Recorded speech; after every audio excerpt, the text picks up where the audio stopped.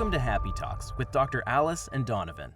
Dr. Alice Fong is a holistic naturopathic doctor and founder of Amor de Soi Wellness. And Donovan Jensen is a software engineer and founder of HowToHappy.com. Together, they're out to cause more happiness in the world. Hello, everyone. Welcome to Happy Talks. My name is Dr. Alice, and this is my awesome co-host, Donovan. And today we are going to be talking about how to deal with toxic people. Yes, a great topic because we've probably all been there. So, Donovan, where would you like to start this conversation on how to deal with toxic people? Yeah, so I'll just do what I normally do, which is ramble for a bit. What Sounds like a plan. comes to mind 1st.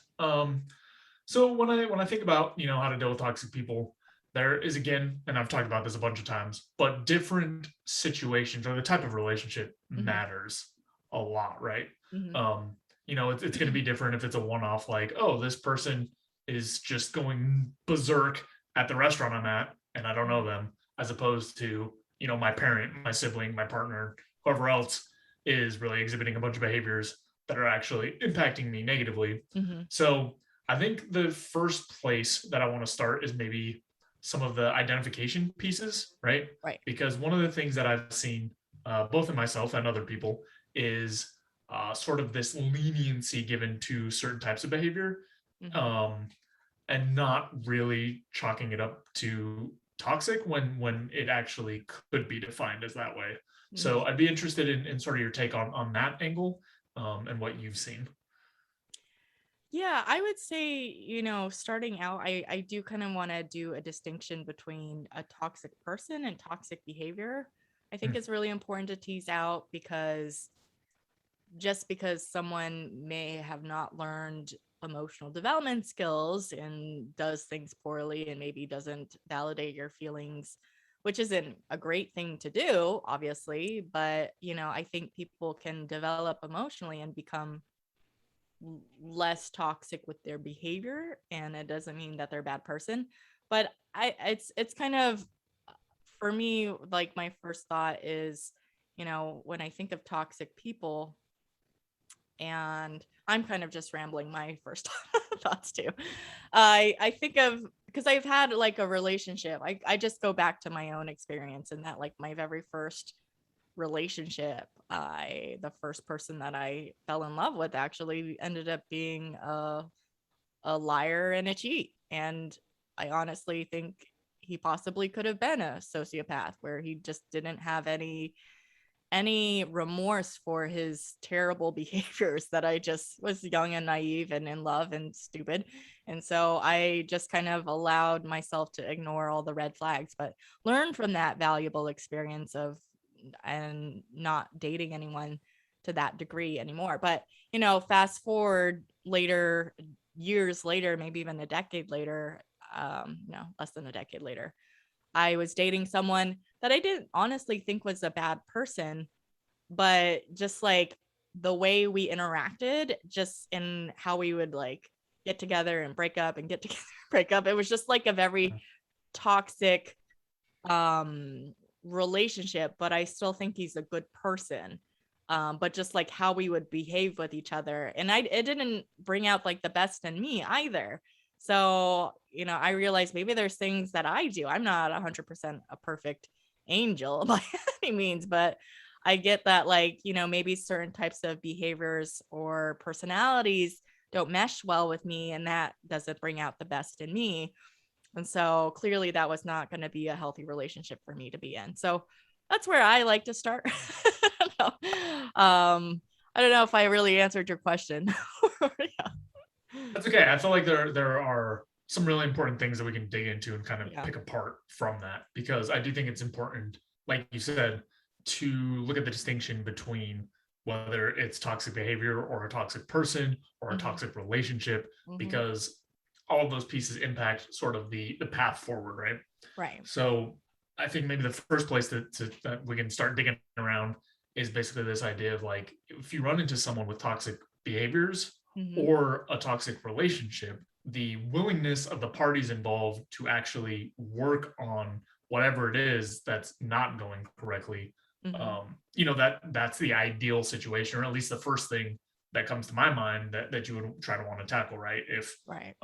if I'm interacting with my spouse or siblings or parents or whoever in ways that suck, if there is space on both ends to say, hey, like when I do this, you tend to do this, then I respond this way. You sort of can break down some of the pieces and try to find angles to make a little bit of space, make things a little bit better.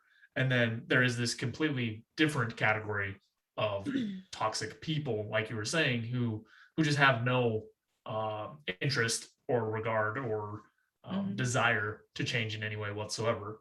And maybe that's where we should focus. Maybe we should focus the other direction. It's we'll see where it goes. But I'd be curious what your sort of thoughts are on the more toxic person side of things.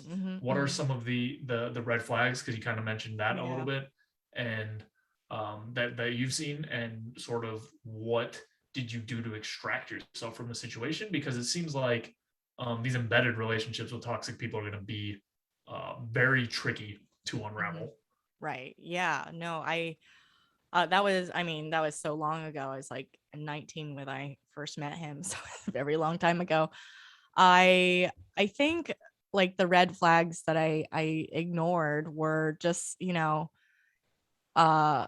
just ticking him. And I generally don't think it's a bad thing to take people at face value of like what they say. You assume is true generally, but that's not always the case. And so it was just kind of like things he would say that would not line up, like weren't in congruence. I don't feel like I could be a liar because I could not keep track of the lies. My memory would not be able to handle that. I could just remember what happened if I can remember what happened.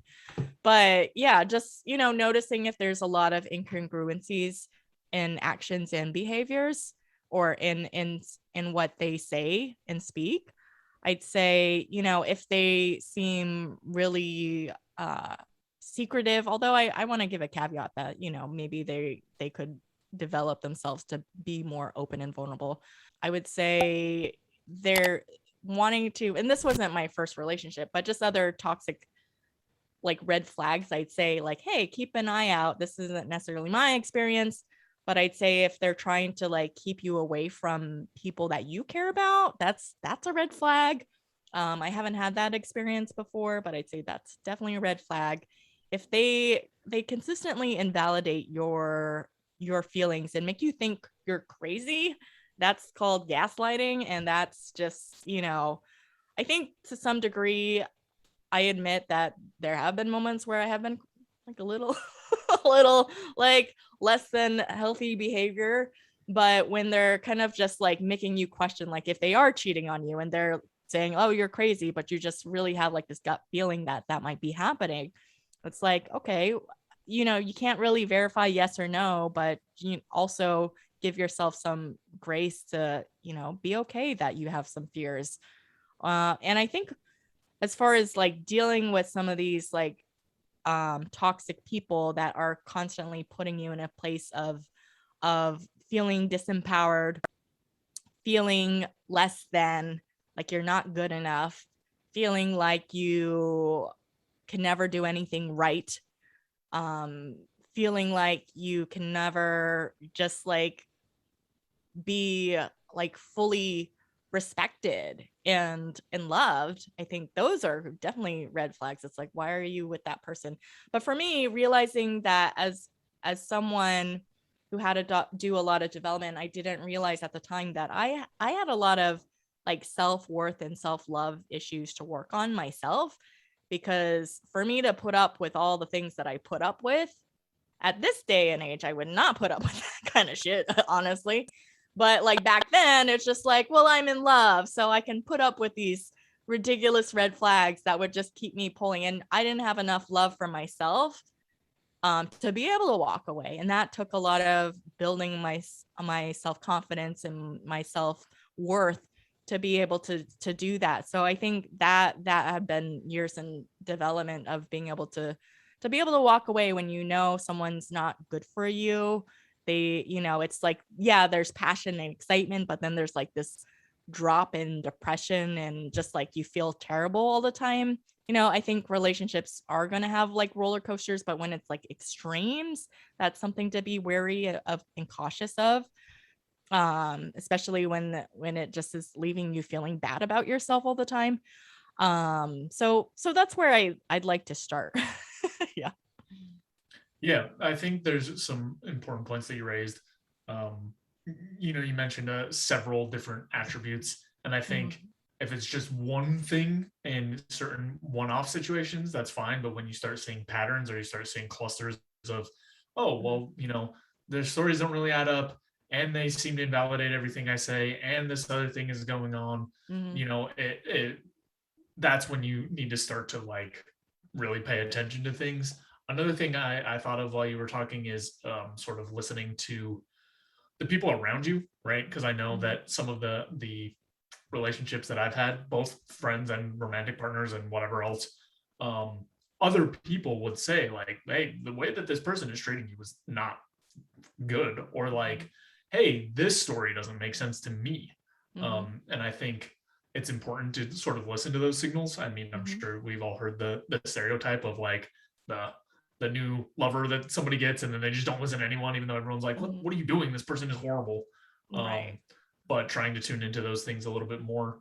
Another thing for me, from my experience, a red flag is basically someone saying that, basically paying lip service to the fact that they're willing to change Mhm. and not making any actual effort, right? Like Yeah. it's not necessarily realistic to expect people to be perfect Yeah. while they're trying to work on things. Totally. But I think the big piece, or at least from my experience, what I've seen is people not willing to take responsibility after saying they were willing to change. Mhm. And basically saying like, well, I couldn't do it right this time because of this, and I couldn't do it because of this, and I couldn't Mhm. do it because of this. And especially when that continues to play out over time. I've got one specific relationship in mind, but basically this person would just continually pay lip service to all these things and continue the behaviors and then shift blame out. And going back to what you were talking about, and I think this is really important for sort of getting these people out of your life, or at least putting them in positions that are Mhm. okay for you, Mhm. is setting these strong boundaries and not being willing to just kind of, well, they're my friend, oh, they're my sibling, they're my whatever, I guess Yeah. I'll just do it for them again this Mhm. other time, this time again and again and again. Mhm. And it goes back to sort of just really knowing what it is that you're willing and unwilling to put up with. Mhm. um, there may be some situations where you're willing to put up with some amount of things, but you have to pay attention to this sort of impact that has on you. Going Right. to your parents' house and listening to them drone on about how you should have been some other type of career Mhm. might Mhm. be something that you're willing to put up with.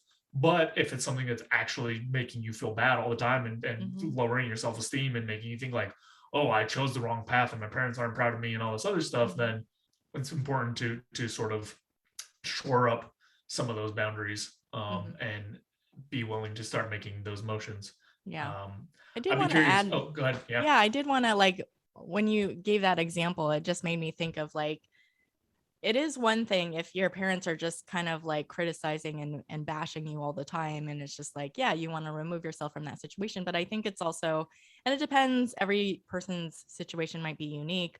But I think it'd be potentially, if you feel safe enough to do, like worthwhile to like confront your parents about like how their actions and behaviors and what they say is impacting you, because they might not have any, like maybe like a parent's just joking about like, oh, we could have had like a Ivy League or whatever that might be, and you're not, and just like kind of in a joking way, but it really could be hurting your feelings, and they are not really present and aware enough of like the impact of their words on you.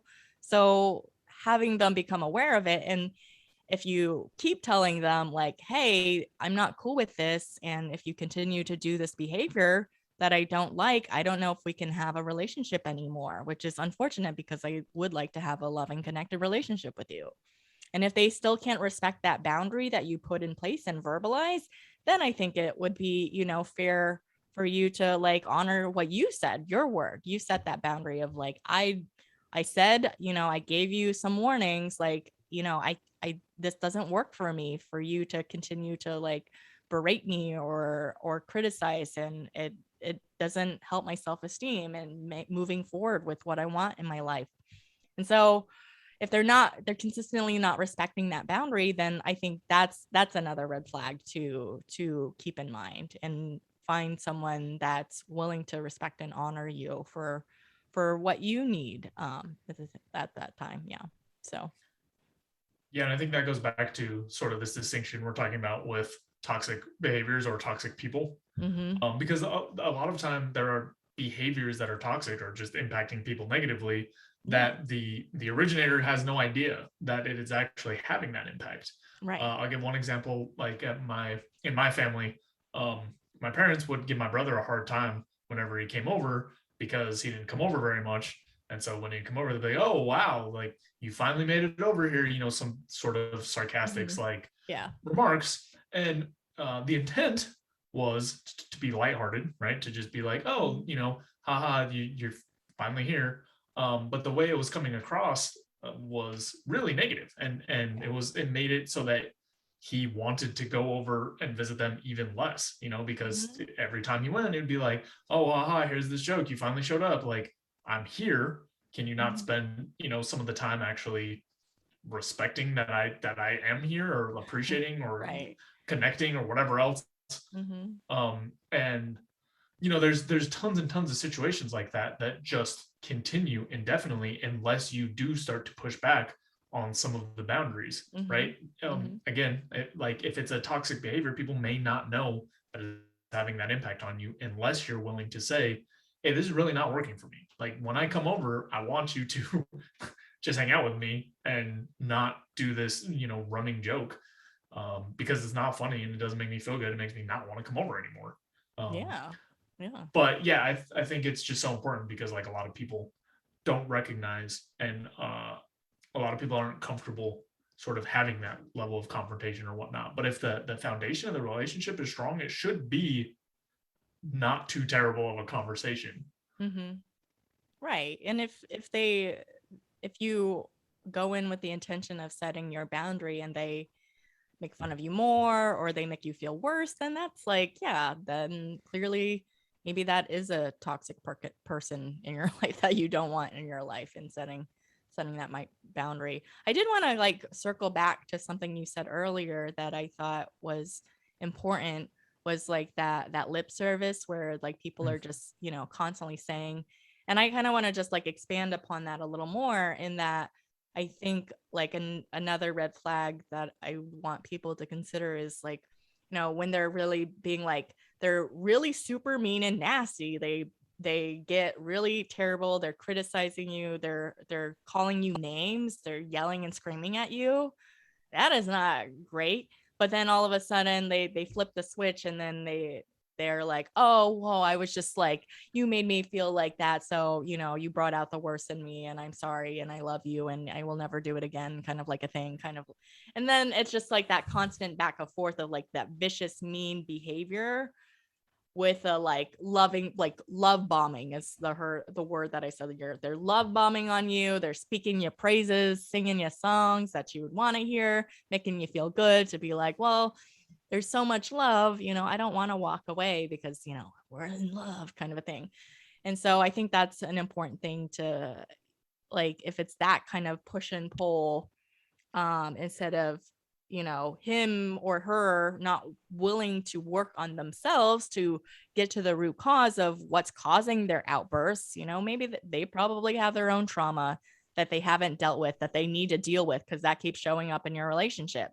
And that's not okay, because it's going to end up hurting you. So I think I just wanted to circle back to that because I thought that was an important point.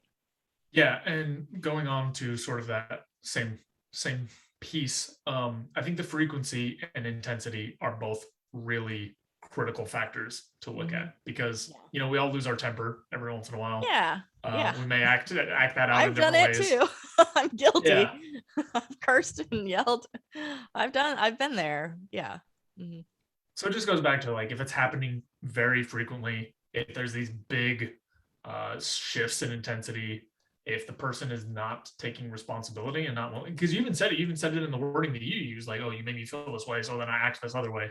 When people are using verbiage like that, it really shows that they're not willing to take accountability for the situation, and it's very unlikely that things are going to change until that first piece gets done. Because if you don't see yourself as sort of the initiator of actions or responses, then you're not going to see yourself as an agent who is able to change your future response, right? If I say, like, you make me mad, well, then I'm powerless to do anything, and you're going to continue to make me mad. So but yeah, that and paired with frequency, right? Like, blow-ups happen, stuff happens, but if it's like daily, even several times a week, even a few times a month, these super high intensity blow-ups, and like you said, this flip-flopping back and forth.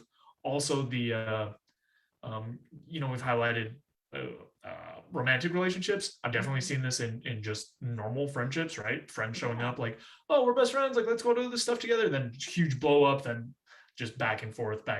So just wanted to highlight some of the other signs to look out for, or pieces to look out for, as well as make it clear that this really applies to all sorts of relationships. It might feel like the details might be a little different, but it all ends up roughly the same.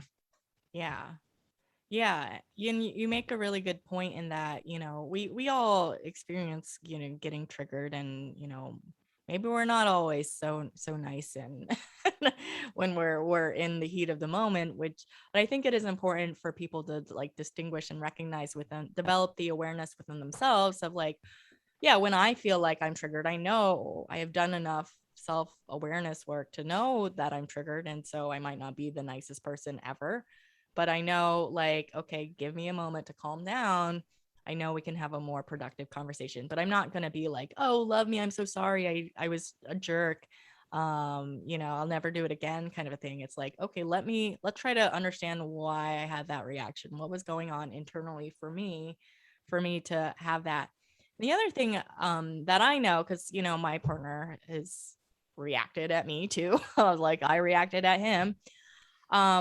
One thing that I think helps us, because, I get that he doesn't have control over those reactions, things from his past trigger him, like something silly I said, or like I could point at, like, the toilet seat not being put down, and he'll be like, he's like interpreting it as like he never puts it down, and I'm like, I never even said that, I never even said anything.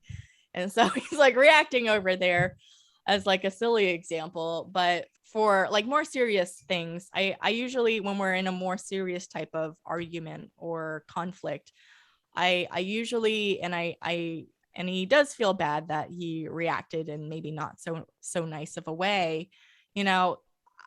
Why he's a great partner for me is that he's willing to do the work, but I also need to communicate, like, these are the actions that I'd like you to take to work on yourself. So instead of like, oh, just figure this out for yourself, stop doing this, that's not always easy.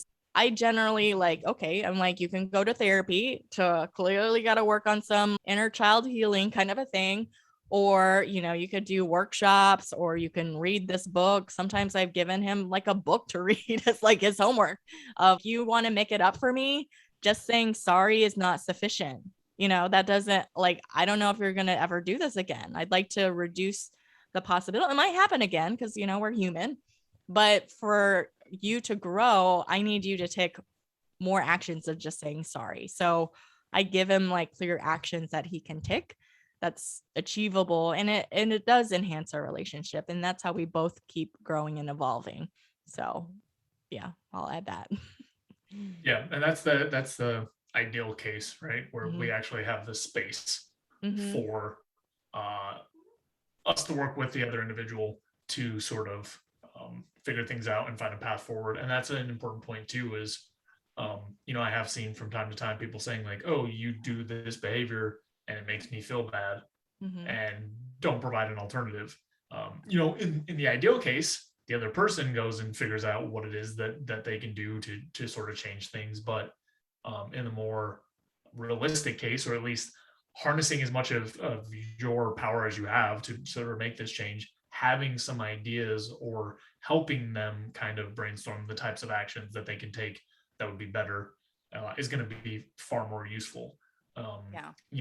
There are going to be situations where you don't really know what they should do. Like, hey, you Yeah. keep losing your temper, but it's like you said, there's some sort of generic ones, right? Like if you don't have a temper and you don't have to deal with that, that's fine. You can still find books addressing that topic. Pretty much any sort of general problem that people have, other people have also had. So there are resources out there to kind of start working on these sorts of things. On sort of a different note, I want to just circle back to the boundaries piece, right? So if none of this stuff is working, I'd be curious what you think are some of the initial steps for setting boundaries, because I know that for a lot of people, what happens is they say either they don't do it at all, right? That's the most common thing. But I think that it's also common, like, hey, if you don't start treating me with respect, I'm gonna leave you, and then that's a hollow threat. I'll call it a threat, Right. but it's a hollow statement, a hollow boundary. So I'd be curious what you think is some of the starting points or entry points to building up some of these boundaries. Yeah, I feel like that's it's like you have to respect me, otherwise I'll leave. It's like that's very open to interpretation, and two people can have very different perspectives on what respect means. And so it's just like getting clarity on what that means. What does that look like? What are actions? Like if I were to, blow up, does that mean I'm disrespecting you? And so like the next time I blow up and then we're done. For me, I'd say it's like breaking it down into clear, actionable steps as much as you're able to. And so I will use another example, I guess, from my own life, because it's the easiest for me to speak from my own experience, is you have to be willing to walk away. Even if and this has happened to me a few times where, I have been in a really loving, caring relationship and he's a great guy.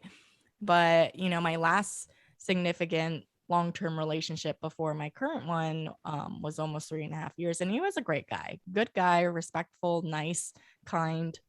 But he was just like, we had different values of what we wanted out of life. Like I wanted to have children and he was unsure about children. It wasn't a no, it wasn't a yes. It was just like on the fence. And that wasn't quite working for me anymore after 3.5 years of like, I can't just wait indefinitely for you. So even though there was so much love there, I was like, this is a make or break thing. It's like, if you're not willing to step up and you're just going to be in this weary state, undefined state indefinitely, you're not doing anything to help yourself figure that out for yourself, then this isn't working. And so ultimately we broke up, which was hard because there was so much love and he wasn't a bad guy. He was a great guy and a good partner. But it's just like knowing what you need for yourself and the relationship. So another example outside of kids might be like, I need you to respect me. Okay, that's very vague. Maybe I need you to give me a compliment twice a week or something like clear to feel like you're loved and you're respected. I need you to actually acknowledge me for this, and this anytime, like once a week. Like one of the things that we do in my relationship is like we acknowledge each other at the end of the day. And so that's a sign of respect. And, things that you interpret as disrespectful, like, oh, he didn't put away his dishes, how disrespectful of him. It's just like I have to also like rein myself in and realize, maybe he wasn't trying to be disrespectful, he just forgot and he got caught up in another thing. Maybe he got a message and had to hurry out of the kitchen. I don't know the situation. So to like take a step back and like be like, is this really disrespectful? If dishes is really important for me, then I also need to communicate. It's like, hey, let's have a system in place so this can happen.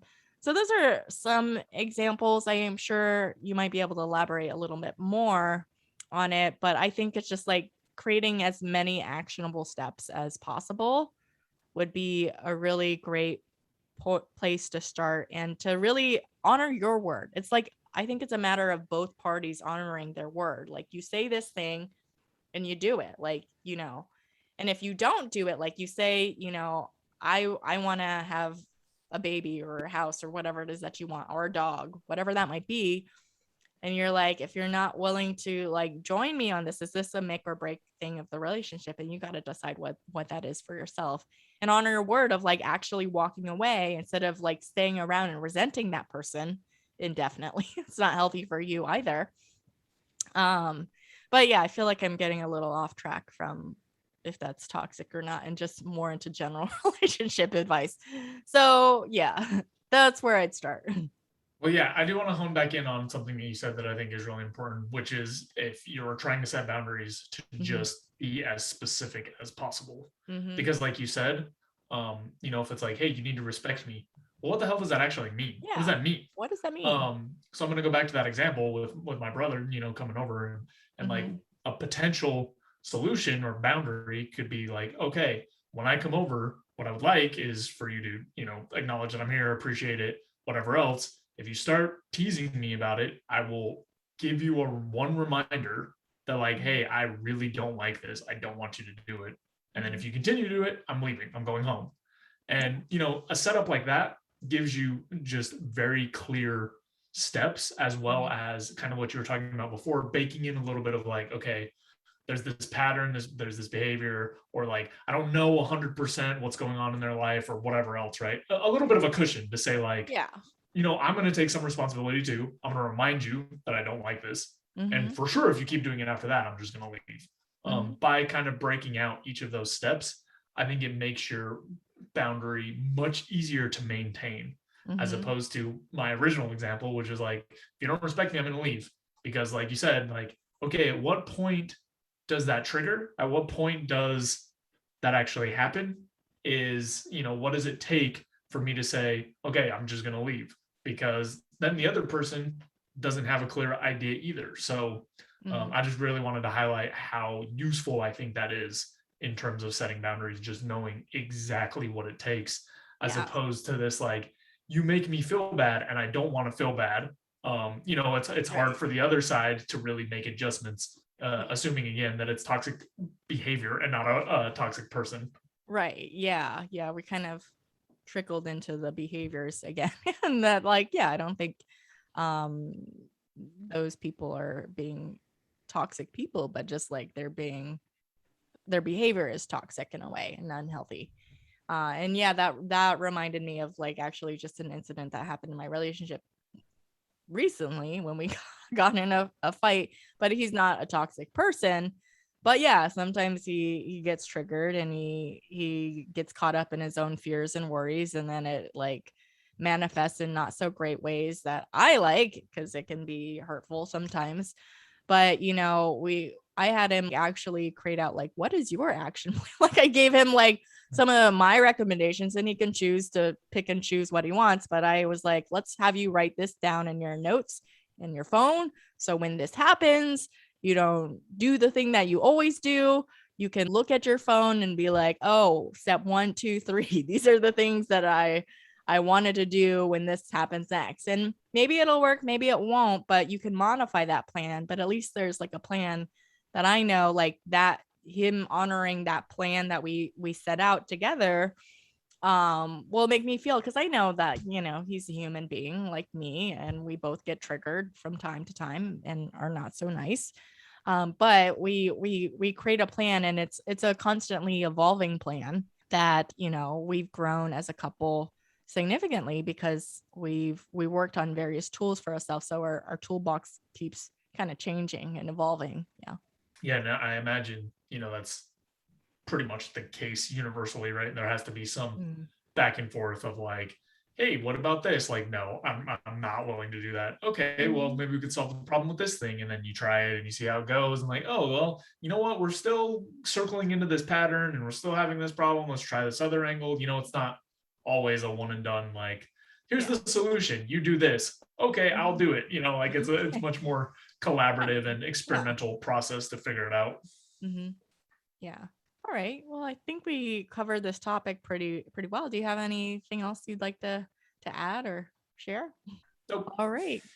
Great. Well, we hope you got some value out of this conversation. If you're dealing with someone toxic in your life, if they're a person or if it's their behaviors, hopefully you got some tools and tips out of that. And if you think of something that we didn't think of, feel free to put that in the comments below. That'd be great. And be sure to like it as well. So that's it for today's episode. Thanks for watching. If you enjoyed the video, please take a second to subscribe, as it really helps out a lot. If you're looking for more content, there's all sorts of information over at howtohappy.com. And if you want something a little bit more condensed and concise, I've also written the book Mindscaping, which is essentially a framework for optimizing happiness. So we'll have the link there as well. And that's all I've got. Thanks again. I'll see you next time.